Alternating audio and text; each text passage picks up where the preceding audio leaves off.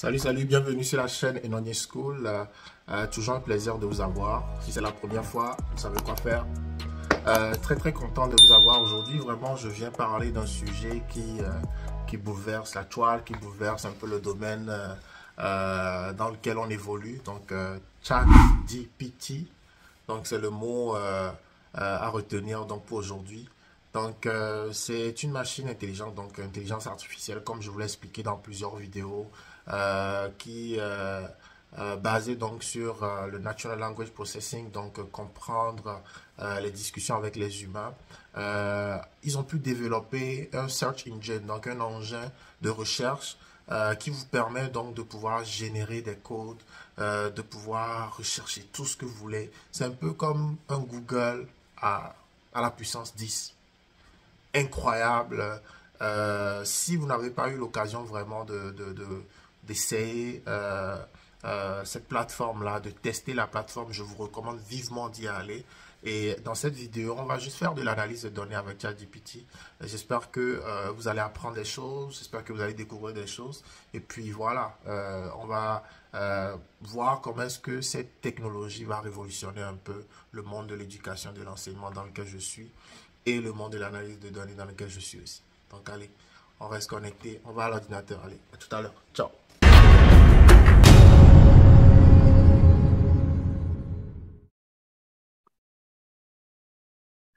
Donc, allons maintenant dans le vif du sujet. Donc, comme je disais, la compagnie qui a développé donc le API s'appelle OpenAI. Donc, vous le voyez le nom ici, openai.com. Donc, c'est cette compagnie donc qui a fait des recherches donc en intelligence artificielle. Ils ont déployé plusieurs modèles et c'est vraiment open source, donc c'est des modèles que vous pouvez comme tester un peu comme ChatGPT.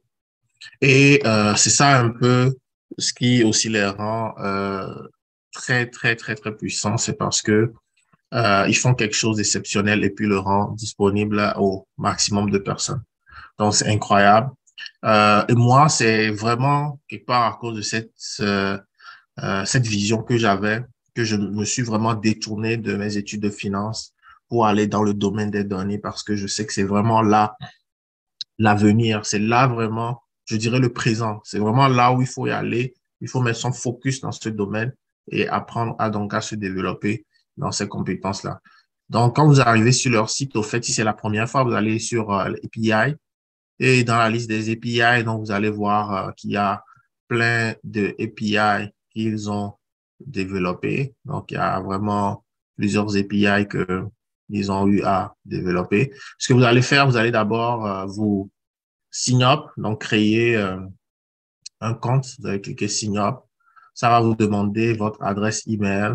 Ça va vous demander voilà, ça va vous demander l'adresse email ou si vous avez un compte Google. C'est ce que j'ai fait. Vous allez utiliser votre compte Google pour vous connecter. Puis, ah oui, comment je me suis connecté à Google, je pense que ça a dû prendre les mots de passe de Google et tout, automatiquement. Donc, c'est pas un nouveau compte que j'ai créé. Et après, il vous demande donc un numéro de téléphone.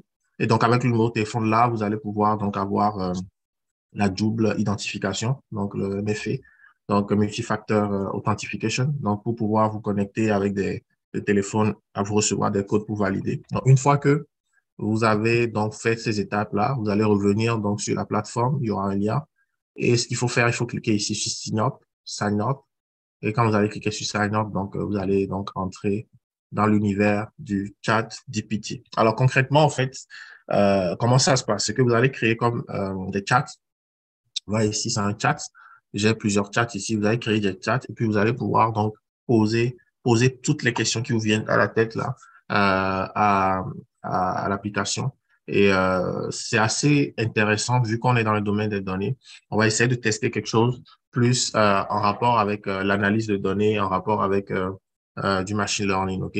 Donc, ce que j'ai fait, j'ai ramené un fichier Excel que j'avais déjà utilisé euh, dans mes cours Excel. Et là, ce que je vais faire, je vais lui demander de voir est-ce que il peut analyser ce fichier-là pour moi concrètement, ok? On lui poser des questions un peu plus liées statistiques, etc. Donc, par exemple, les questions vont être en anglais.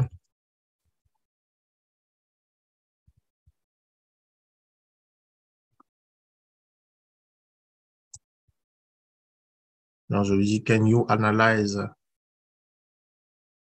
this list? Je colle la liste, je lui envoie. Il me dit, voilà. Donc là, il répond, il analyse la liste. Donc, c'est une liste de 15 personnes individuelles avec instances pour Belinda Kani, ouais, deux instants pour Emma Akapo dans la liste. Donc, il y a des doublons, déterminer des doublons. Et ce que vous allez voir, c'est que ici, euh, dans ma liste, là, j'ai Belinda, elle est où? Belinda Kani qui est ici. J'ai aussi Belinda Kani qui est là, 39 ans. Belinda Kani, 39 ans. Et j'ai Aimé Akapo, ouais, Aimé Akapo, tu, tu, tu, tu. Akapo Aimé qui est là, 26 ans. Akapo Aimé qui est là, 26 ans. Alors, ce que vous allez remarquer, et c'est ça qui est cool, c'est que il arrive facilement à détecter des patterns donc dans les données, mais il vous dit pas tout. Donc, vous avez quand même besoin de faire un travail. Donc, si vous prenez juste tout ce qu'il vous dit à la lettre, donc ce n'est pas l'objectif. L'objectif, c'est vraiment de vous aider au fur et à mesure que la machine donc va euh, apprendre donc des données, la machine va s'améliorer au fur et à mesure. Donc ici, vous allez remarquer que il y a Ouattara et Manuela aussi, Ouattara Manuela qui est là et qu'il n'a pas notifié ici. Je vais lui demander donc de régénérer encore la réponse par rapport à ma question pour voir ce qu'il dit. Donc il dit que c'est la liste donc d'individus, nom, prénom et dans le dataset, il y a 14 personnes sans données manquantes, mais les données sont labellisées. Donc, il donne une autre réponse encore qui est différente. Donc, dans le fichier Excel, j'ouvre le fichier Excel, on a combien? On a 18 personnes, mais ce que vous allez remarquer, si on va ici dans données, on fait supprimer les doublons. Voilà. Donc, vous remarquez effectivement que il y a 14 individus uniques. Donc, c'est ça sa nouvelle réponse. On va encore lui demander. On va régénérer encore la réponse. On va voir. OK, exactement. Donc, some of the entry have duplicate. Donc, comme il a donné, il donne aussi le range. Donc, cette troisième réponse ressemble un peu à la première réponse. Mais il faut vous rendre compte déjà que la machine est capable de lire les entêtes, de lire, de savoir que nom, prénom. Donc, c'est des noms et des prénoms avec l'âge et de pouvoir donc donner une appréciation du contenu de la donne. Je vais lui dire, est-ce qu'il peut transformer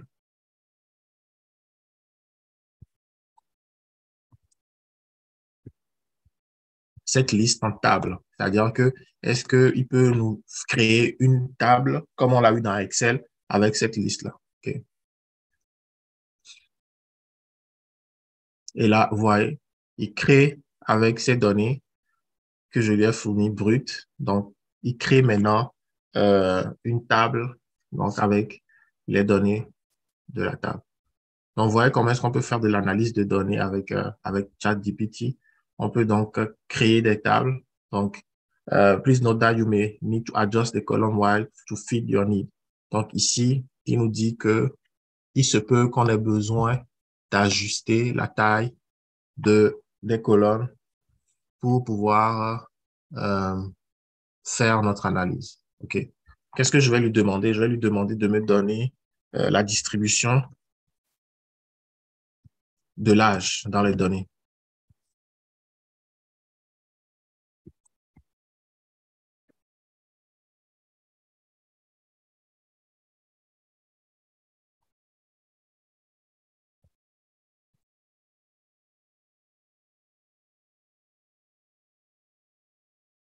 Donc, il vous explique comment est-ce qu'il fait pour faire la distribution. Donc, il a créé donc trois catégories pour faire les distributions dans les différentes catégories, à compter le nombre de personnes qu'il y a dans cette distribution d'âge, donc de 15 à 20 ans. Et maintenant, il dit quoi? Please note that the age range being value, c'est de 15 à 20, etc. Donc, il a été choisi arbitrairement. Euh, et donc, je vais lui reposer la question.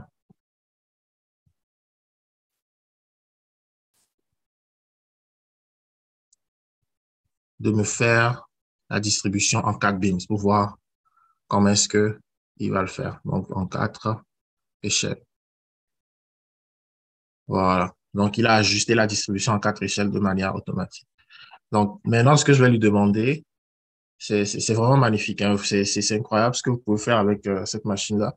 C'est que vous apprenez en même temps et vous prenez le temps aussi de regarder ce qu'il fait et en même temps vous vous développez. Donc, ici, par exemple, on va lui poser une question que est-ce qu'il peut faire la même chose en utilisant Python, par exemple?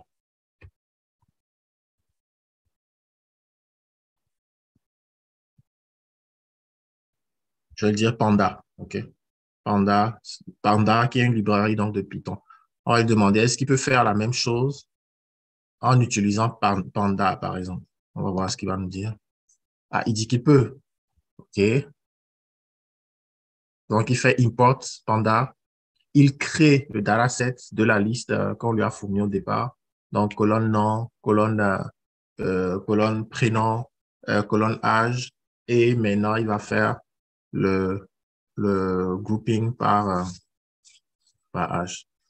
Donc, il donne le code qui permet donc de générer le même résultat. Donc, vous avez ce code-là en Python qui est créé de manière automatique. C'est sûr que vous avez besoin de comprendre le code. C'est sûr que vous avez besoin de comprendre le code, mais disons que si vous ne comprenez pas le code, déjà, c'est un bon début parce que l'outil va vous faire réfléchir à comprendre le code. Donc, il y a les commentaires qui sont dans le code, comme vous pouvez le voir. Il vous commente le code, il génère le code, il met les mots-clés en couleur, il met les colonnes dans les crochets. Donc, comme un vrai développeur de la science, il est capable de générer le code. Et c'est quelque chose qui est incroyable, mais vrai, dans le sens où la machine en arrière s'est beaucoup entraînée avec beaucoup de données. C'est un peu comme lorsque vous allez dans Google et que vous cherchez des choses, il y a beaucoup de données en arrière c'est vraiment impressionnant la quantité de données que cette intelligence artificielle utilise. Donc, ce qu'on va faire, c'est vrai que il nous a généré le code. On peut faire copier ici, copier le code. Mais ce que je vais faire, c'est que je vais quand même le tester. Je vais aller dans Anaconda. Je vais ouvrir Jupyter Notebook. Je vais ouvrir un notebook. Voilà. Je vais créer une nouvelle feuille et je vais venir ici. Vous voulez exécuter ce code. Et bam. Voilà le code qui me donne mon résultat. Donc, si je vais chercher le data frame, je fais print le data frame. Le data frame est créé avec les données et avec le average range qui est le range qui est mis à côté dans les colonnes. Donc, maintenant, si je veux faire d'autres choses, par exemple, je sais pas, je peux venir lui dire euh, de faire l'histogramme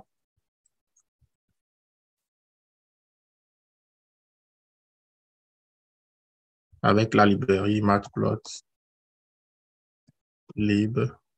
C'est sûr que si vous lui posez une question qui n'est pas précise, il va vous donner des réponses dans un contexte général. Euh, mais lorsque les questions sont bien précises, donc ça, c'est quelque chose aussi que les gens vont devoir apprendre à pouvoir poser des bonnes questions à la machine. Et au fur et à mesure que la machine aussi va interagir avec vous, comprendre comment vous réfléchissez, comment vous interagissez avec elle, elle va s'adapter aussi à votre manière de poser des questions. Donc, c'est ça qui est vraiment super cool, là. Je vais juste, est-ce qu'il peut, il dit oui, qu'il peut utiliser la bibliothèque Matplotlib de Python pour pouvoir créer donc un histogramme des âges. Donc, il se rappelle donc du dataset que je lui ai donné au départ et il l'utilise pour créer le data frame. Et donc, avec ce data frame maintenant, il va maintenant faire l'histogramme en utilisant la librairie, la bibliothèque Matplotlib qu'il a importé. Donc, c'est vraiment cool comme outil pour vraiment enseigner. Moi, je trouve pour enseigner, c'est cool pour apprendre, c'est cool. Je pense beaucoup, c'est à des gens qui ont du mal à coder, par exemple, mais qui ont la logique du code, qui comprennent le code, mais qui ont du mal eux-mêmes à coder. Je pense que ça peut être super intéressant pour ces personnes-là de venir et juste avec les commentaires, avec ce que l'outil fait déjà, vous pouvez venir et juste copier. Donc, on va venir, attendez, j'ai un petit souci de souris par là. Je vais copier ce nouveau code. Tac. Je retourne dans notre notebook, je le colle et je l'exécute. Et, et voilà. Antistockable est créé dans Python. C'est incroyable. C'est vraiment magique. Et vous pouvez aussi lui poser des questions de DAX là. Euh,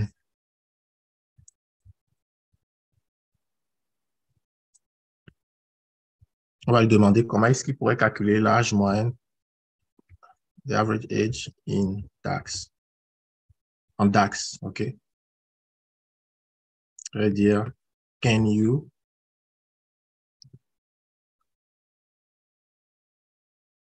Et là, il vous explique un peu la fonction average. Euh,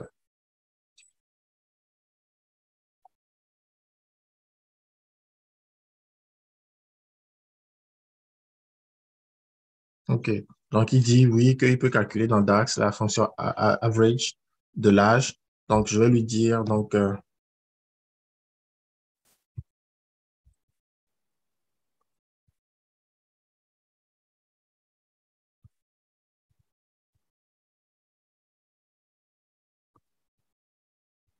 comment est-ce qu'il peut calculer l'âge moyen de ma liste avec DAX? OK. Il répète encore que DAX, c'est euh, mais le données est loads. Donc, il répète la même chose, tab name. Mhm. OK. Donc, vous voyez que là, on est tombé dans un cas où il n'a pas forcément compris ce qu'on lui demandait de faire. Donc, ce que je lui demandais, c'est vraiment de calculer la moyenne, de me montrer donc le code pour calculer la moyenne avec le dataset que je lui ai ramené. Euh, mais il n'est pas arrivé à catcher le fait que je lui parlais donc de ce dataset-là, OK? De ce dataset qu'on a mis. Donc, ce qu'on va faire, je vais recopier le dataset, donc la liste.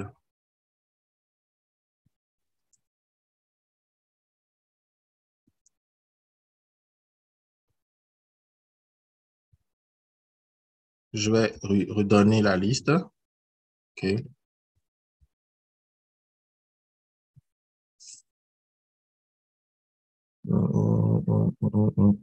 OK, il le fait en panda d'une autre manière maintenant. Tout.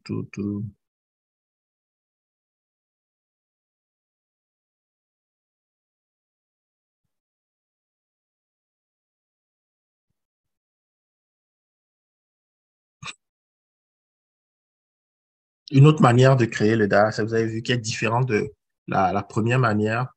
Euh, c'est magnifique. Magnifique. Ouais. Premièrement, comment est-ce qu'il a créé le dataset? Il a créé une liste, OK, avec donc un label et les éléments du label. Et il a juste transformé donc ça en data frame, OK, cette liste-là. Et là, maintenant, une nouvelle méthode qu'il utilise maintenant, c'est il crée donc des triplés, des triplés, donc nom, prénom, âge, et après, il est converti donc en data frame en maintenant leur assignant les colonnes. Donc, c'est exactement le même résultat. Si vous venez ici, vous faites DF, on a exactement le même résultat. OK? Donc, maintenant, on va lui poser notre fameuse question là, parce que là, je pense que can you calculate the average age of this list with tax? Bon, espérons qu'il va me répondre cette fois-ci. Mon cher Bifort, il se rappelle quand il a posé la question là. Je comprends, je vois que ChatGPT se fâche un peu là, il n'est pas content. Il dit, je t'ai déjà répondu. OK,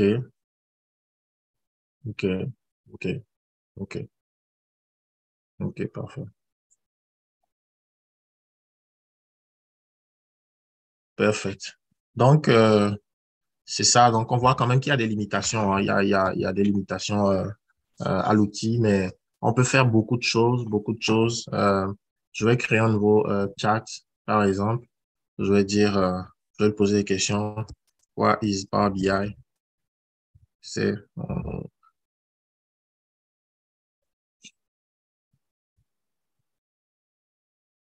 ouais, donc, dans la description de Power BI. OK.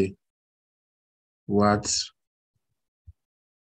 what are the five principal language to coding language to learn as data analyst, data analyst? Quels sont les cinq langages de programmation qu'il faut apprendre en tant que data analyst? Le numéro un, Python. Numéro 2, R. Numéro 3, SQL. Numéro 4, SAS. Numéro 5, Java et Scala. OK? On va lui demander les trois. OK? Demander les trois. On va lui demander les 10. Trois principales coding language dans Python. Donc, il reprend la description d'en haut. R, programming, graphique. Il reprend donc la description précédente. SQL, pareil. Reprend la description. On va lui demander les 10. Quels sont les 10 principaux langages de codage à apprendre? Donc, Python, le même test. Donc, vous imaginez, si je viens chez ChatGPT, je donne l'exercice en classe, je donne la même réponse que mon collègue finalement. Donc, on va facilement se rendre compte qu'au fait, la réponse a été mutuellement générée. Et si on arrive à pouvoir MATLAB, OK, MATLAB quand même, Julia, oh, OK, JavaScript, Java, JavaScript, Perl, OK, Shell, OK, OK, parfait, OK, OK, OK, super. Donc, vous voyez, il vous donne quand même des idées. Je vais demander combien d'années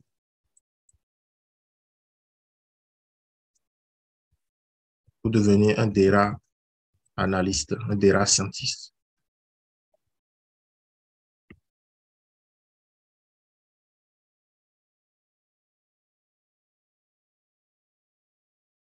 Plusieurs années d'éducation d'espérance.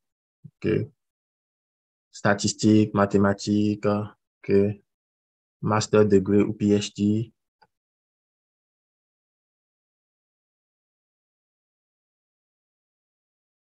Donc, le temps dépend. Donc, il ne donne pas une année, là, le temps dépend, ça dépend. Donc, de ton background, ça dépend. Donc, c'est vraiment cool. Je trouve que c'est vrai en plus. Ça dépend de votre intérêt, de combien de temps vous mettez. Can you give me, vous mettez pour apprendre, euh, a timeline to learn and become a best data scientist.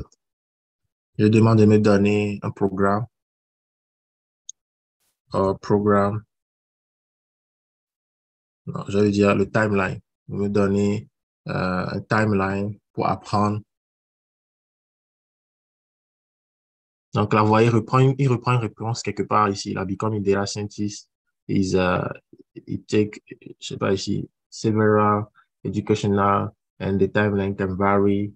Okay, on the background, user background and specific requirement. Vous voyez ici le test ici, specific requirement. Becoming a data scientist it takes several years of education and experience. Vous voyez ici le même virgule. A timeline can vary depending on individual background. Donc ici, vous voyez, depending on the individual background and the specific requirements of the job they are pursuing. However, is a general timeline can be used. One beginner, OK. Il donne une timeline générale.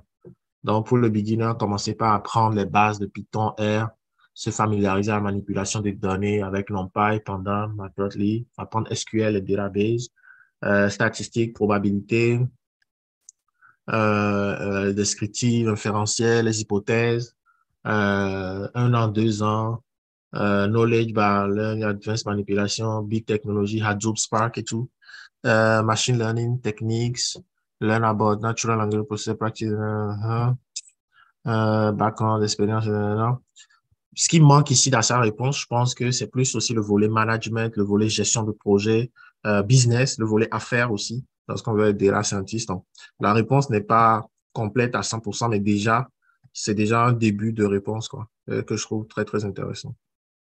Bon, je pense qu'on va s'arrêter là.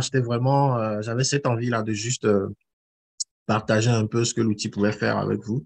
J'espère que vous aurez le temps de l'explorer. Moi, je continue quand même de réfléchir à ce que je peux faire à la fois sur Enoni School ou dans d'autres activités professionnelles, personnelles avec cette plateforme-là.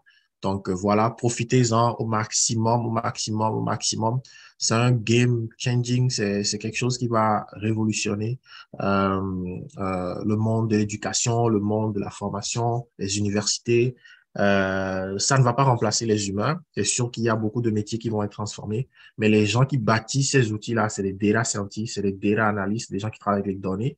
Donc, c'est pour ça que je vous pousse. C'est pour ça que j'ai créé cette chaîne, vraiment pour pousser les gens, pour inspirer les gens à rentrer dans ce domaine, à ne pas avoir peur de créer des outils comme ça, de comprendre comment des outils comme ça fonctionnent et de pouvoir expliquer aux gens, de vulgariser, de s'intéresser à ces machines à ces intelligences artificielles-là, ces machines-là qui vont faire qu'améliorer notre existence, moi, je pense, en toute transparence. Donc, voilà. Merci encore une fois de suivre la chaîne et puis bon, au plaisir et que Dieu vous bénisse. Allez, ciao, ciao. Bye.